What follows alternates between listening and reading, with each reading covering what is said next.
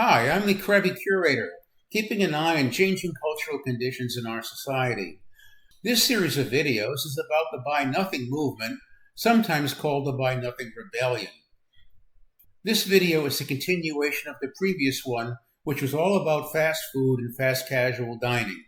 Last time we talked about shifting consumer preferences and how fast food and fast casual restaurants are responding to them. Let's pick up from there. A different kind of changing consumer preference has to do with the theme of the restaurant. The value proposition for a chain like Hooters is given by the name of the chain itself. This worked several decades ago when attitudes were different, but it is much less appealing to today's consumers. It seems unlikely that Hooters can survive at present levels, perhaps only operating in touristy areas like Las Vegas. But that's only part of their problems. They too suffer from declining portion size and declining quality.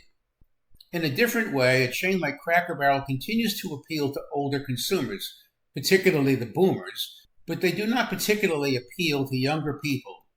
In 2025, Cracker Barrel attempted a major rebranding effort, which involved changing their logo and the interior decor, but it was met with such a ferocious backlash that they ended up backing off in only a week. That's not the only problem with Cracker Barrel. They have also taken to cutting the quality and portion sizes, and their foods have been declining for quite some time, even before the attempted rebranding, and people have definitely taken note of this, which is why Cracker Barrel is one of the brands facing long-term decline. But the other part of the story has to do with what's been happening with the fast food operations themselves. If you've dined out lately, you've probably noticed smaller serving sizes, lower quality ingredients, higher prices, and maybe lower service quality as well. These stem in part by the need of the establishment to show a profit, and there's nothing wrong with that. But there comes a point where seeking a profit simply slides into being greedy. McDonald's is the poster boy for this sort of behavior, with Five Guys waiting in the wings. The McDonald's Corporation is insanely profitable, as seen here, even as the prices for a Big Mac were inching up to the $12 and $13 range in some markets. Consumers have taken note. Accordingly, foot and drive-through traffic at McDonald's is down even as they make a lot of money. So, did McDonald's overshoot the rate of inflation, using inflation as the excuse for their frequent price hikes? Lately, McDonald's is trying to win back their consumers with new sorts of value meals. It remains to be seen how successful these efforts will be. Meanwhile, Burger King is up to their game with its newly redesigned Whopper, promising better ingredients and better value. At the moment, they're eating McDonald's lunch. Now let's talk about the quality of the raw materials themselves. Many Americans have figured out that the quality isn't what it used to be. We hear about ingredients like pink slime and mechanically separated meat and ask, this can't possibly be any good for us. This is perhaps the case, even if the Food and Drug Administration says otherwise. What is driving this decline? Well, quite simply, money. These ingredients are cheaper. Chains like Taco Bell, which tends to come in near the bottom when it comes to ingredient quality, seems to be using things like soy protein and other adulterants that goes into their beef fillings. And we haven't even brought up the matter of all the stabilizers, gums and emulsifiers, meat glue, preservatives, artificial flavors and colors, antibiotics, hormones, leaveners and dough conditioners, high levels of sodium like sodium pyrophosphate and MSG, and the myriad ways that sugar finds its way into practically everything. Did you know that there are at least 50 and maybe as many as 100 forms of sugar that are found in our foods? Things like corn syrup solids, ethyl maltol, pear juice concentrate, maltodextrin, and agave nectar are just a few. To be sure, while a number of food additives have legitimate uses, others are there simply to cut costs at the expense of quality. Your grandmother didn't cook this way, and neither do you. Another problem has to do with the willingness of fast food operators and their parent chains to pay attention to basic food sanitation requirements. Jack in the Box is the poster child here. In late 1992 and going into 1990, a number of Jack in the Box stores used hamburger contaminated with the deadly E. coli bacteria O157H7. 4 children died and a number of people were hospitalized. Many suffered from long-term health consequences that lasted for years afterwards. This was the worst fast food outbreak in fast food history in the United States. prompted a change in a number of policies and resulted in a number of lawsuits. For example, you can no longer get a medium rare hamburger at these joints because they are required to cook the burger to an internal temperature of 155 degrees. Jack in the Box were cooking hamburgers to 140 degrees. This is one reason why you cannot order a medium rare hamburger at any establishment unless they freshly grind the meat just before cooking. Supply chain issues are also a factor in terms of how contaminated meat got into the supply in the first place. While Jack in the Box is still in operation, they never quite recovered from that infamous influence, and they are operating from a much smaller footprint. But this is an extreme example. On a more day-to-day basis, keeping things clean and making sure pests are not a problem, and employing basic safety standards in the handling and preparation of food are all essential. I have in my library a textbook used in cooking schools about how to run a professional kitchen. About a third of that book is devoted to proper sanitation and food handling techniques. These are important. Chains with known problems here include Cracker Barrel and Jack in the Box as noted, but many more have failed food inspections. When in doubt, you can check with your state's or county's health department to see if any of these restaurants that you're interested in have made themselves on the bad list. It's worth doing this. Meanwhile, here's a pro tip that you probably already know. Check out the state of the bathroom in your favorite dining establishment. If the bathrooms are clean, tidy, and well maintained, chances are the kitchen is too. But if they're not, well, watch out. Finally, let's look at who owns the restaurant chain. McDonald's is its own publicly traded corporation, one that is insanely profitable. Quite a few of the other chains are also publicly traded, the way McDonald's is. Other chains are privately held or even family owned. These are often the best operators in the field. In-N-Out Burger and Chick-fil-A are among the best operators in all of fast food. They have not been as guilty of cutting corners in terms of ingredient quality.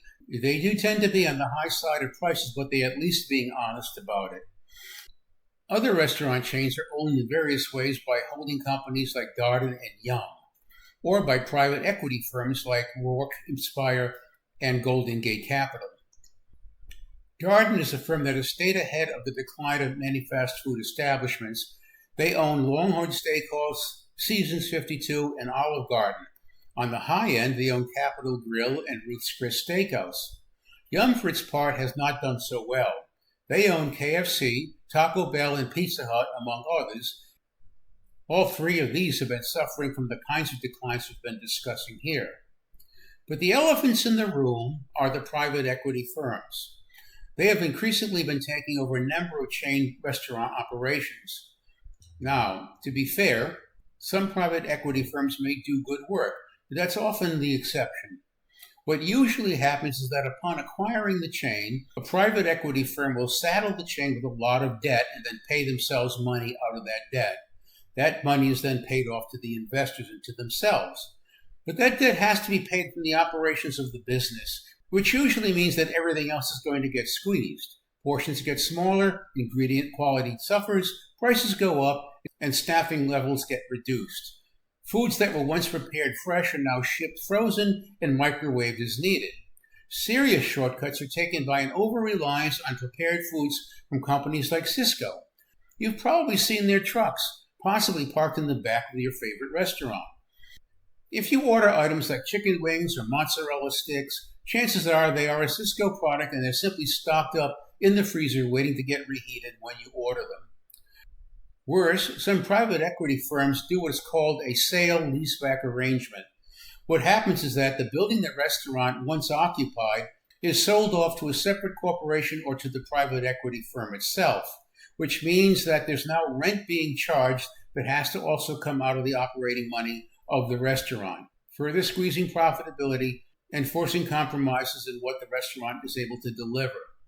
All this is very profitable to the private equity firm and to its investors, but it is certainly a negative for the people who are expecting the same quality of service they once got at that same restaurant. Meanwhile, when a restaurant or even an entire chain is forced into bankruptcy or forced to close the less well-performing establishments, people lose their jobs and patrons lose what was once a favorite hangout. This has become widespread. So where will this all end up? You, the consumer, ultimately have the power to decide the fates of these restaurants. There is no reason to continue to patronize a fast food establishment or a fast casual establishment that has broken their promises to the patrons. Ultimately, this is an issue of trust. We expect a reasonable meal at reasonable prices, and we should be prepared to support those restaurants that deliver on this promise. The ones that do not deserve to shrink or go out of business altogether. There will be winners and losers here.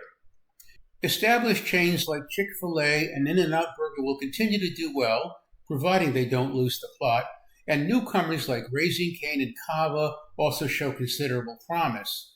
On the other hand, established chains like Wendy's, Taco Bell, KFC, Applebee's, and even McDonald's stand to lose customers and thereby shrink or even cease operations altogether. Some of the chains have seen the error of their ways and are struggling to win back their clientele, but they are facing an uphill climb. Trust, once violated, is not easy to win back. In the end, unless there are fundamental shifts in wages and/or prices, I think what is most likely to happen is that poorly performing chains will shrink or disappear, as well as those chains whose value proposition is outdated or even obsolete. New chains will come along, and with them, new clienteles. Meanwhile, cooking your own meals, at least some of the time, lets you take control of how much you spend and what you put into your own body. We may be looking at a future long-term where there will simply be fewer fast food establishments. We go back to older ways of dining in and dining out. You could, for example, go back to patronizing your local mom-and-pop restaurant or your local diner, one that's not part of any chain.